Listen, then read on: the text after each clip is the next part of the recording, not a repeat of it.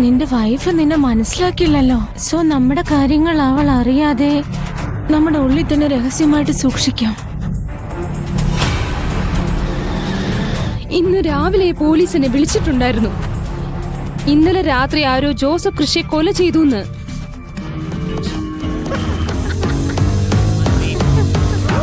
അവളെ നീയാണോ ഇൻവൈറ്റ് ചെയ്തത്? എന്റെ ആഗ്രഹം.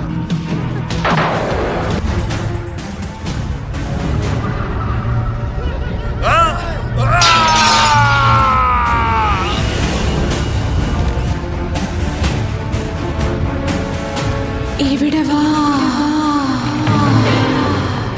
Good evening Greg. നമുക്ക് പോയാലോ?